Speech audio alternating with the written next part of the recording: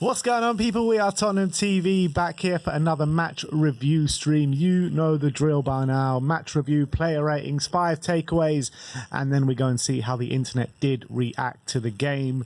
But yeah, happy days. 2-1 win for Spurs yesterday at the Tottenham Hotspur Stadium.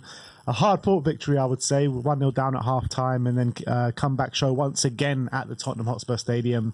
To what you say is, I don't want to disrespect Luton, but lesser opposition in terms of a team fighting at the bottom and a team with mad injury crisis. They had about 9 or 10 first-team players out yesterday, and they made it difficult for us. I thought first half, I guess let's touch on the first half before we go on to the second, but I didn't think it was good enough that first half. We did create chances. We were the better team, but we should be creating more clear-cut chances than we actually did, in my opinion.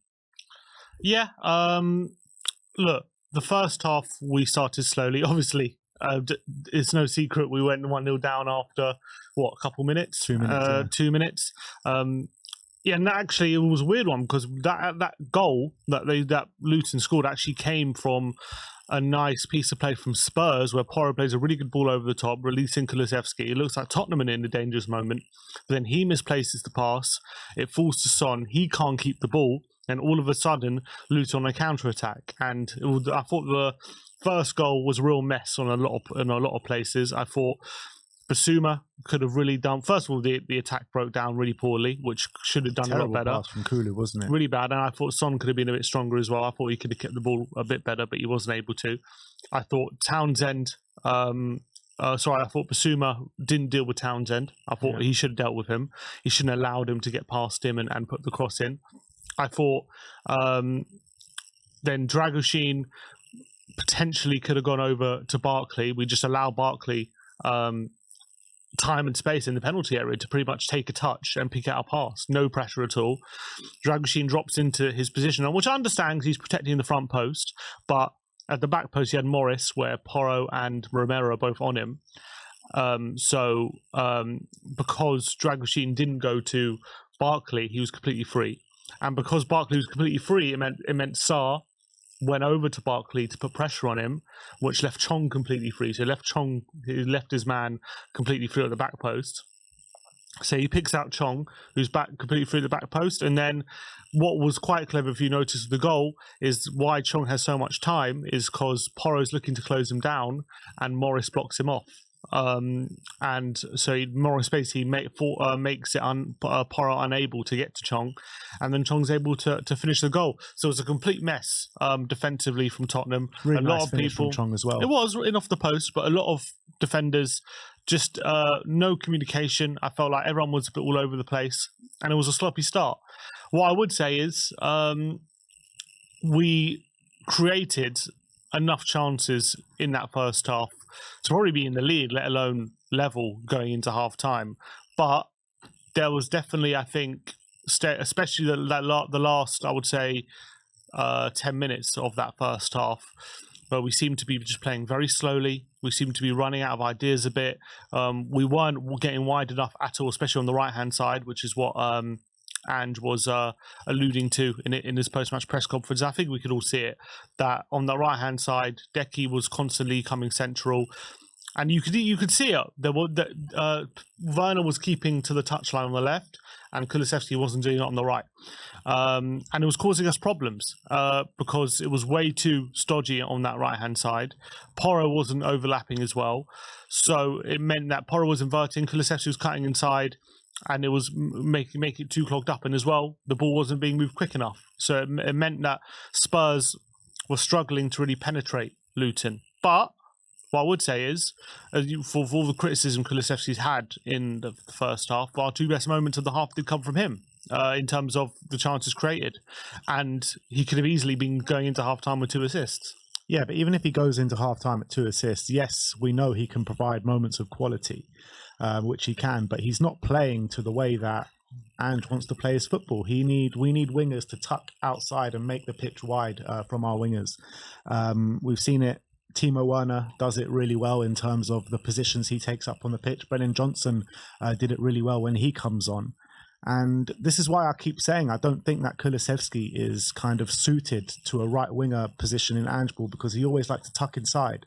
And this is his natural movement: go inside, go inside, go inside. And yes, he can provide quality when he does get into those moments and areas of the pitch. But we need him and our right winger to stay out wide and create from those areas of the pitch.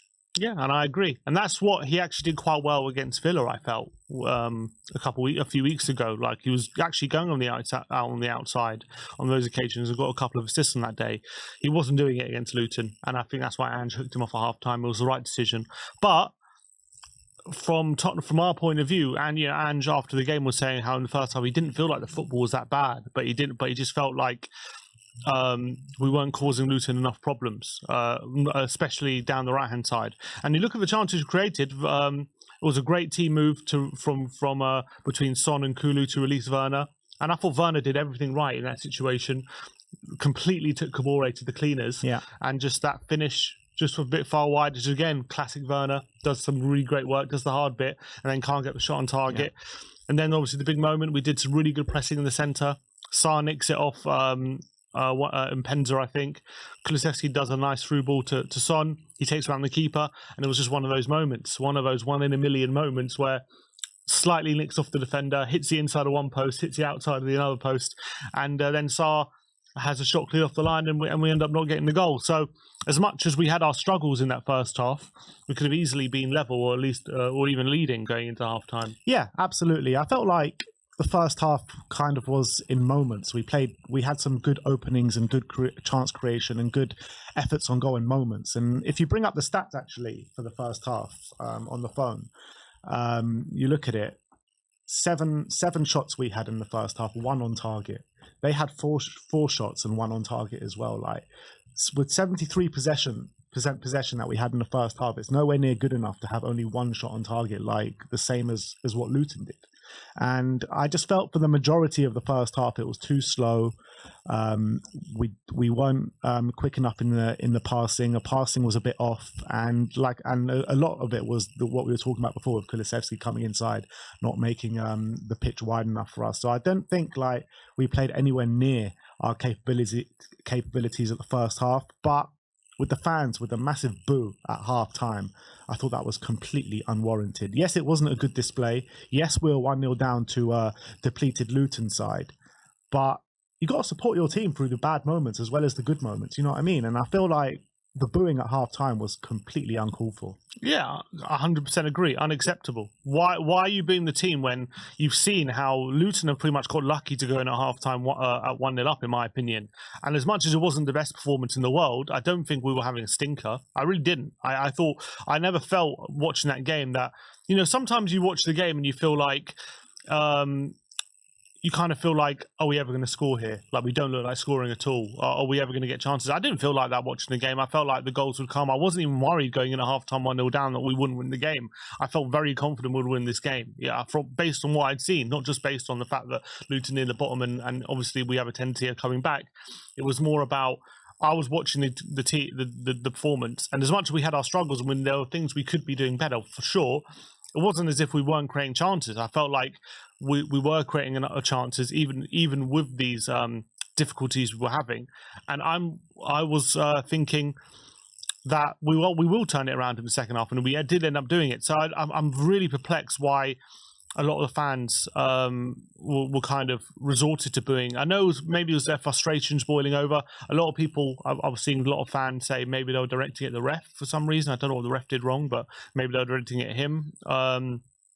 And some people saying it wasn't directed at Ange, but more of the players for not doing the right things. But I think in that situation, I don't understand why you would boo. Because I don't think it's booing should only really happen when it's like a really bad situation where things are turning toxic. The players aren't trying, that kind of thing. Like when you're 1-0 down, when you've had chances to make it 1-1. Like if we score one of those goals, no one's booing. So like I don't understand why, based off what they saw, there was like this boo at halftime. I thought the fans need to get a grip a bit if that's what they're resorting to. I agree, and I agree with you as well. I always thought that we were going to turn it round, even with 10 minutes to go when it was going in at 1-1, and the fans started to get a bit antsy and stuff. I always felt like we would find that goal, but it's true. I don't think we were good enough in the first half. As much as we were probably the better team, I don't think we were good enough in terms of the capabilities that we know that we can play to. And to go in 1-0 down was a kick in the teeth. And we need to figure out why this keeps happening, because this isn't the first time. How many games in a row now have we failed to score in the first half? How many games in a row now are we not at the races is probably a bit too harsh, but not playing to our capabilities? And why do we come out so much better at the second half every single time? I just don't get it.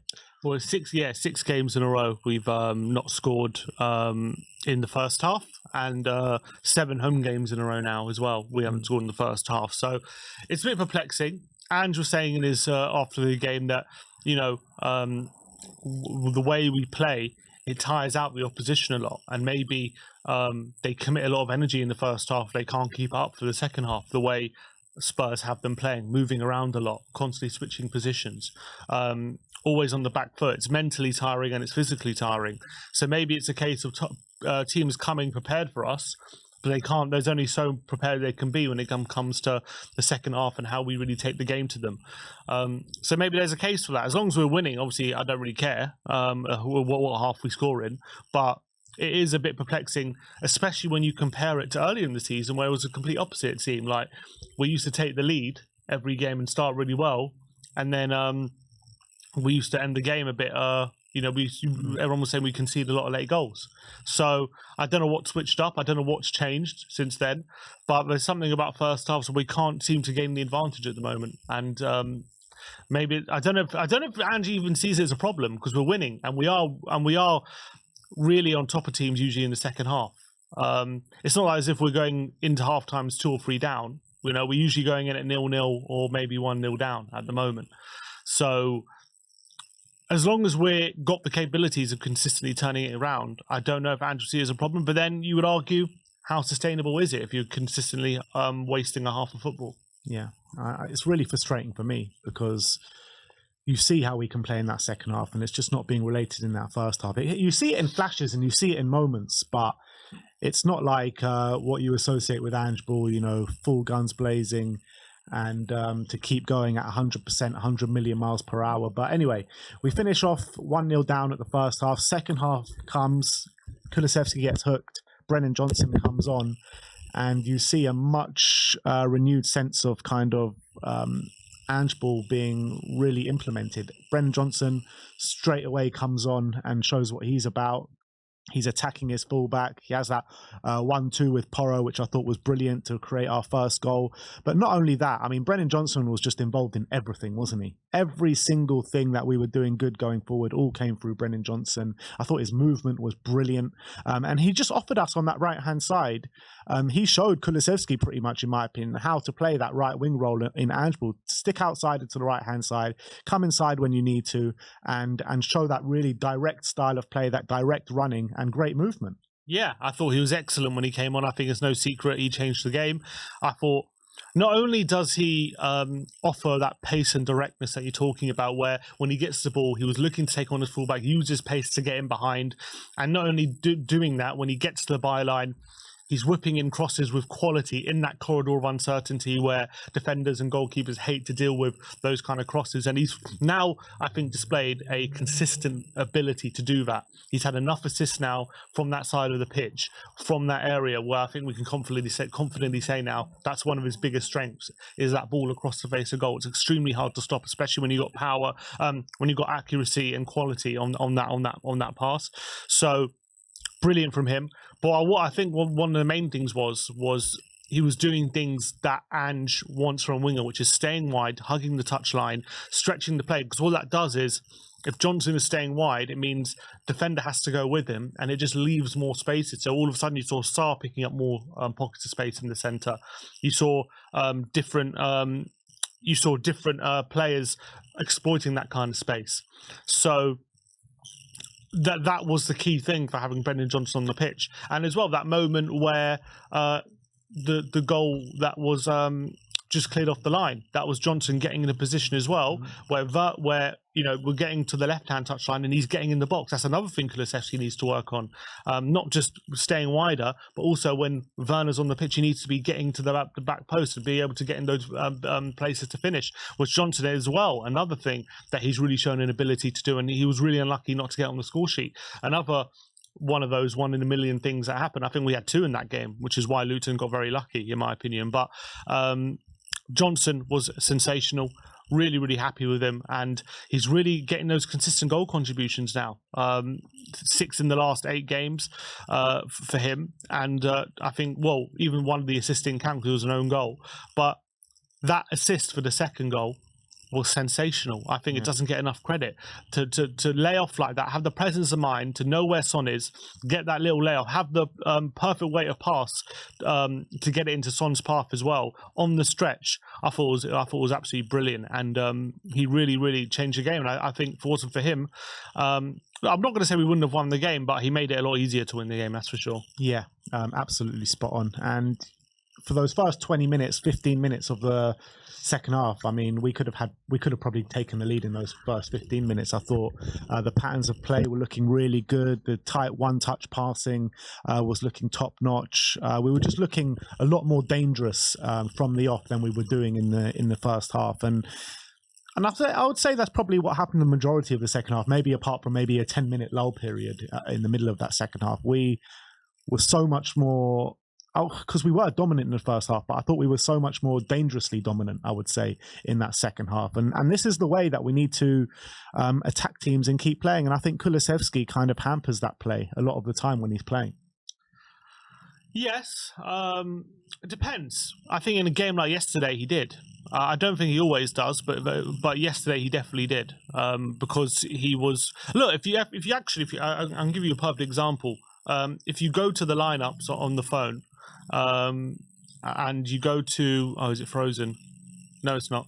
And you go to the average position, it perfectly shows what the difference was. So you see there, Kuluveski.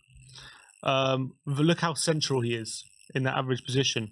Look at all that space out wide that he's not going into, and then you look at Brennan Johnson, very much out wide, very different kind of position taking up. And I think that was the difference in terms of what they offered yesterday. It doesn't mean there isn't a time and place for what Kuluveski can offer, but yesterday wasn't that. And yesterday, especially how Luton play with a back 5, if he's continually cutting inside, it's just going to clog up the spaces. And it's already clogged up because you've got a lot of Luton players there. We need to be dragging them out wide and trying to open up the space as much as possible. And the way that Kuluveski plays, the kind of player he is, he likes to get on the ball, he likes to get involved in the play, he likes to pass and move and knit the play together. And that has its time and place. I think there are performances where that's needed as well. But yesterday wasn't one of those performances. The way Luton were playing, we needed someone more direct, taking on Alfie Doughty, committing to the space and getting those crosses across the face of goal. And that was exactly what paid off for us yesterday. And Brennan Johnson did that to a T. And he stayed out wide. He did exactly what Ange was wanting him to do. And that made a lot of difference to how we were able to hurt Luton yesterday. So I think Kuluveski's had some really good games this season, and I love him as a player. I think he's got so much quality. But in games like yesterday, I can understand why Ange was a bit frustrated with him in the first half, because I actually thought him personally, if I look at him individually, I don't think he was having a bad game, but what he was doing was having a negative impact on the team dynamic, and that's why Ange hooked him off at half time, and that's maybe going forward we'll have to assess what his role is in the team. But it's not. I don't think we can sit here and say we've never had a good game with him on the right, because we have. We've seen him play well on the right. We've seen him have good games, and we've also seen us play Werner and Johnson together and have bad games. It's happened. So I don't think there's this perfect system. But I think definitely for yesterday that was what a big problem. But I do think I agree with what you're saying. But I do think stylistically, what Ange wants to do on his team, Kuluveski is just not that guy, in my opinion, to be on that right-hand side. I feel like with the areas that he wants to take up on the pitch, with his how good he is creatively, I didn't think he played well yesterday, even in the first half. Yes, I know a few chances came from him, and our best chances came from the first half, but all those kind of areas that he takes up on the pitch, he could be doing from a midfield role, centrally on the pitch. We saw in the interview that he said that's where he sees his future position, maybe on the right hand side of a central midfield, drifting out to the right hand side slightly. So this is what I want to see personally. I want to see us get another top right winger coming into the club to fight with Brennan Johnson on the right hand side, and then use Kuluveski centrally. I don't really think that he fits what we want to do on the right. And yes, he can have good games because he's just a quality player and he can have good games there. But I don't think he's 100% suited to that. And Ange doesn't want that from his right winger. Ange wants his right wingers to stay widen the pitch and be like that. And that's why Kuluveski is not going to be that man unless he can learn how to play that role. But he's been playing in this role all season. He still hasn't learned how to do it. Yep. And that's the reality. And yesterday was the biggest indication of that. I do think he's not the perfect fit for it. I do think he can do it. I do think sometimes he kind of maybe plays the way he wants to play rather than the way Ange wants him to play. And that's a problem. And I do think that he can play the way Ange... I do think he can play the way Ange wants him to play better than maybe he thinks he can. Because I do see him take people on, and I do see him going on the outside and using his right foot and getting assists. I've seen him do it before. So few and far between, though, isn't it? Yeah, but I know he's capable of doing it. So I don't know why he doesn't do it more often than he does. But if he's not going to do it, then he's never going to be suited to what we need him to do. So that is the reality, and he's got a... Well, he said he sees himself more as a player who does play more centrally. So maybe we have to reassess where his best position is and how we use him going forward. And that's something for Ange to figure out. But what we do know is definitely an excellent player there. And it's our responsibility to find a place for him, because I do believe there's a very, very high quality player that we need to be using. But in terms of getting away from the discourse, obviously in terms of that second half, having that dual threat, it wasn't just Johnson. Obviously Werner as well, I felt, was a constant threat down the left-hand side, as much as a lot of the time when he was getting the ball in dangerous positions, the final ball was lacking. The winner did come from him. Yeah, the winner did come from him, but I felt like with Timo Werner, he plays the role like Ange wants it to be played. He tucks on the left-hand side, tugs the touchline, attacks his fullback, and gets crosses into the box. This is what he does do. But he left me very frustrated yesterday because he gets into all of the right positions, and then it's very hit and miss about his final ball. I think he did make about 2 or 3 key passes in the game yesterday, one of them leading to a goal for the winner for Heung-min Son. But for the most part, he left me very frustrated with his end product yesterday, particularly, obviously, that big chance he had in the first half. I mean, like you said before, he absolutely took the defender to the cleaners. Who was it? Kabore. He absolutely terrorized him. And then he got into the area, one-on-one with the keeper, and he blazed it wide. But this is just the same old story with Timo. You know, he always gives 100%. He's always running non-stop throughout the game, but his end product just leaves you frustrated. And I think the discourse is encapsulated in these 2 comments I've just seen back to back in our chat. Espa Monaco says Timo is so bad, and then Multi-Content says Werner is fine. Like, I think there's 2 different ways of looking at Werner, to be honest. Timo, as you say, like, in terms of a winger playing the way that Ange wants his wingers to play in his system, like, Werner does do that, and he does do what Ange wants his wingers to do: get to the byline, puts crosses across the face of goal, creates chances, gets in the right positions, stretches the play as well, and importantly on the counter attacks, he's obviously got a lot of pace and he's very quick. So when it comes to having a profile of player where Ange wants them. Wants his wingers to do the right things, Timo is doing the right things, but it's how well he's doing those things. And the reality is, for me, he's not doing them to a bad level, but is he doing them to a level which is going to take us to the next level? I would argue no. Some would argue he was involved in the goal yesterday. He did create some chances down the left-hand side. He was a constant threat. With a better finish, he might have got a goal, which you can say that all the time with Werner. But exactly. But he did really well to get into that position. And for 15 million to get a winger who can play Ange's system, with the right profile, is it worth taking up the option, because we know he can play the system, and he's he is contributing. It's not like he's not contributing, and I don't disagree with that. I don't think he's been a bad signing. I'm not sitting here saying he's been a flop, bad signing. I don't like him. I do like him. I'm actually really happy with what he's given us. But the question is, going forward from next season, if this is a long-term project, is Timo Werner going to be the type of winger that in our team that is going to push us to the next level if we really want to challenge for serious honours, for trophies, and not just challenge for top four and be around the Champions League conversation? If we really want to challenge the top three, is Werner a player? Look, maybe as backup you can make an argument, but if I'm saying if we're signing him because we believe this guy could be our starting winger for the next few years or so, do I believe, from what I've seen, he's a player who can take us to the next level? No. It's not to say he's a bad player. I'm just saying I think we can do better than Timo Werner. I think there are wingers out there who can do the job Werner's doing, but to a better standard. And that's my point.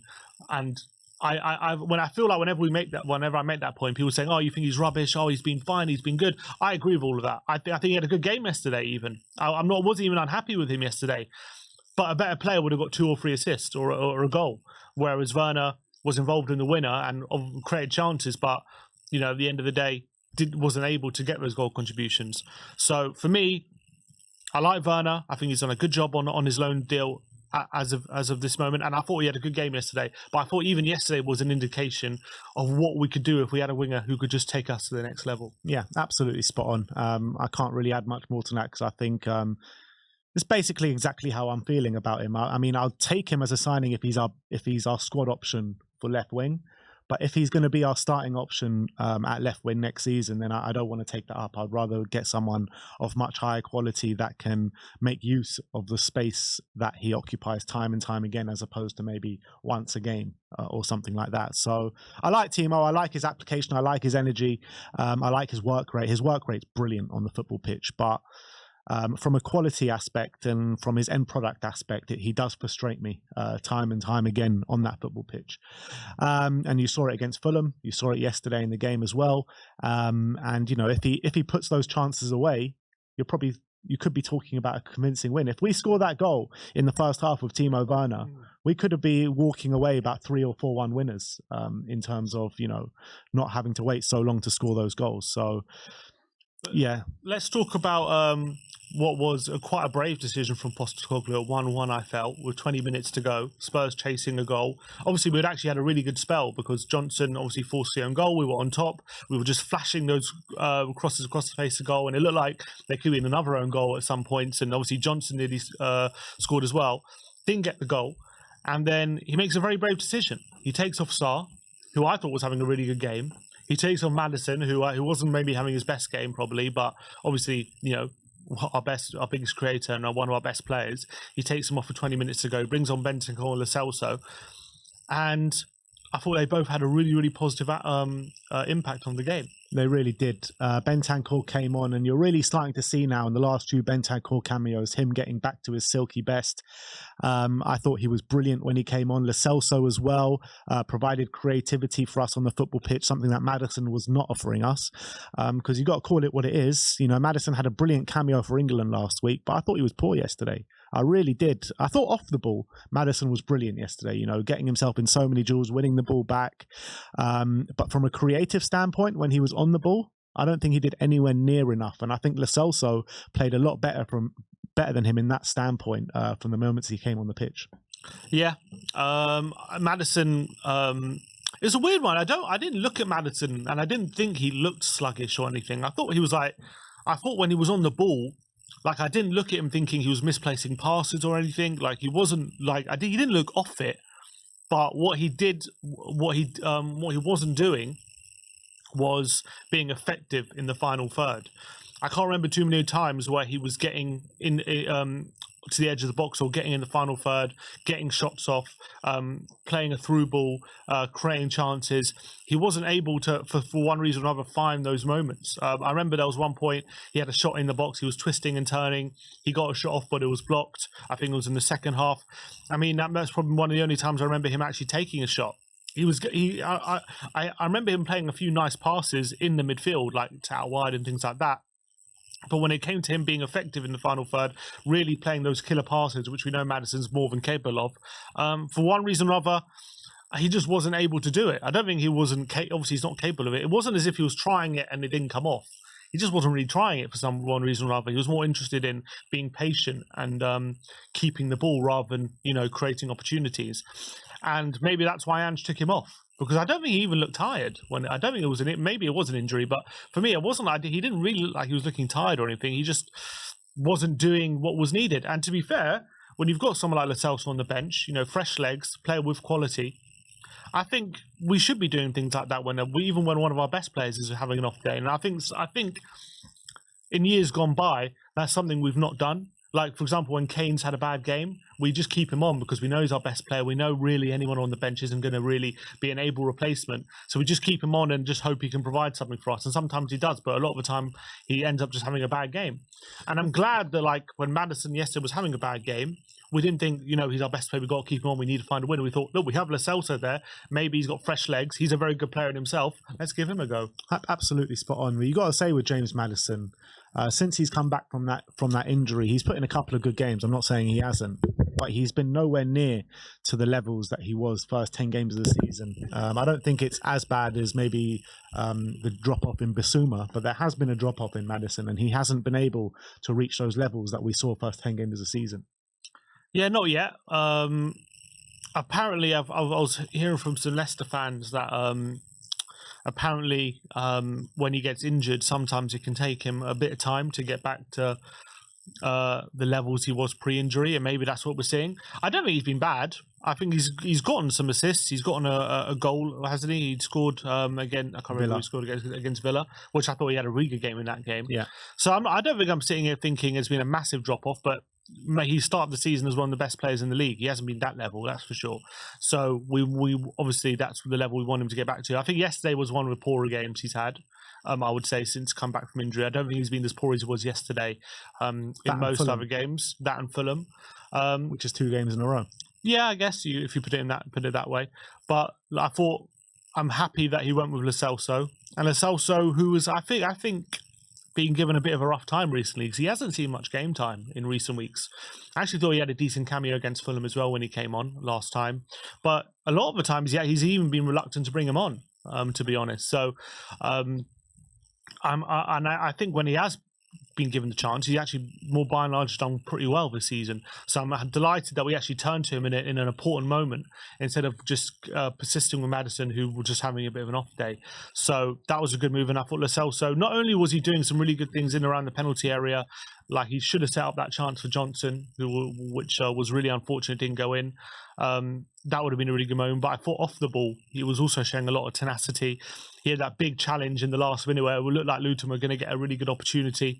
And he was able to get in there and put a good challenge in it. And I think the whole crowd stood up in appreciation for that moment. And I thought it was a really great cameo. But talking about Bentancur, I thought Sarr was having a really good game, and then he was somehow upstaged by a fantastic cameo from Bentancur, who showed hopefully, he's getting back to his best, because I think in recent games, the performances are definitely improving. Yeah, you're seeing those silky moves, those silky touches from Bentancur coming back into play. And I've always said it, I've said it all along, that a fit and firing full flight Bentancur is the best midfielder that we have at this football club, in my opinion. And I think you're starting to see those kind of energy levels and those kind of performance levels creep through now. And I wouldn't be surprised if you see him start at the London Stadium in midweek. I think he will, because not only because he deserves it, but I think he's going to freshen it up a bit. I think he's going to want to rotate because of the short turnaround, play Tuesday. So I think he's going to want to use the squad. I think we might see a few changes. I hope. Look, I don't want to get into the team news, but I do think he's going to want to keep things fresh and give players an opportunity as well. And as well, the players who came on did a good job. So I think Bentancur might be one. Even they're all knocking on the door, aren't they? Lo Celso might be one. I wouldn't be surprised. So I do think there's going to be some changes, but I think Bentancur deserves a start. And if he's going to be in the kind of mood he was when he came off the bench, we're going to be all the better for it. There was that one pass he played to Brennan Johnson, which in that second half, which he was in the centre circle, Brennan Johnson's making that run on the right-hand side, and he just plays that inch-perfect pass in behind, right into Johnson's path, and Johnson set up a chance for us to score. And as much as I love Sar's been one of my best players, I looked at that pass and think, I don't know if Sar's capable of that kind of pass. And that's what like Bentancur can give you. I think he came on and immediately he puts this ball, he runs to the byline, puts this inch-perfect ball across the face of goal, and I think it was Werner at the back post who nearly headed it home. He got the header all wrong. And I was like, okay, Bentancur looks in the mood today. And I thought it was a fantastic cameo from him, and can't wait to see more of him in that kind of mood. Yeah. A player that, well, actually, let's talk about Sonny before we move on to this player. But Heung-min Son was just absolutely brilliant yesterday. I mean, he could have finished the day with a hat-trick if things went for him. But I felt like the energy levels, the non-stop running, the leadership ability, obviously scoring the winner as well. I mean, Heung-min Son just led the team by example yesterday, didn't he? Yeah, and I think he didn't get enough. I don't think he gets enough credit for what he did yesterday, because everyone was going to point to the chances he missed, and obviously he missed an open goal. Essentially, hit the ball which hit both posts, which is a bit unlucky because on replay does seem to take a bit of a deflection off Burke, so you can maybe put it down to good defending. But obviously he missed that chance, and obviously he also missed a chance where Porro set him up and he takes it first time. Wasn't the best finish. Keeper makes a save, but he never stopped trying, never stopped running. I thought his dribbles were amazing. He was dropping deep, taking people on, committing players, and then you have to the winner. It wasn't just the winner that he scored. He started that move right from the edge of his own penalty box, ran the whole length of the pitch, played a brilliant cut inside on Clark, then plays a great pass to Werner, and doesn't just admire his pass, follows it in to the penalty area, and obviously makes a late run, gets into the space, and obviously finishes it. So never stopped going throughout the whole game, and that's what the captain does. And you have to as well take into account he's had two games in Korea. Long trips, long flight. You know, he could have had an excuse for looking fatigued or looking a bit off it in this game, but he literally kept going right until the last minute, and was a phenomenal captain's display. I think overall a lot of our good work came through Heung-min Son. You know, especially he's been games against low block sides like Luton or teams who are looking to frustrate us. You know, he can struggle in those games, but I thought yesterday he had a really top performance. Yeah, completely agree.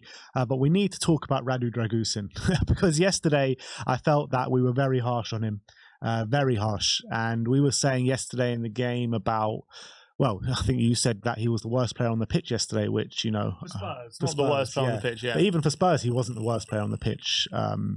Let's be honest. So I think with Radu Dragusin, we were very harsh on him. Yes, I still stand by that he didn't look comfortable on his left. Who was the worst player? For me, Maddison, I think, was worse than Radu Dragusin. I thought, and Kuluveski as well, in my opinion. See, I disagree. Well, yeah, but what, you think Radu Dragusin was still the worst on the pitch for us? Mm-hmm. Really? Yeah. So you gave no one a worse rating than Radu? Yeah. Wow. Yeah, I mean, I disagree with that, but I think that Radu, in terms of playing out the back, was a bit dodgy at times when he was asked to play with his left, and he looked very uncomfortable on his left. But there were great moments in there in terms of him getting the ball, driving up the pitch, defensive capabilities as well. I think he showed pretty well. I mean, look, let's be honest, Luton hardly troubled us throughout the whole game. Vicario, made 2 saves throughout the game? Mm-hmm. Good saves, by the way, especially the second one.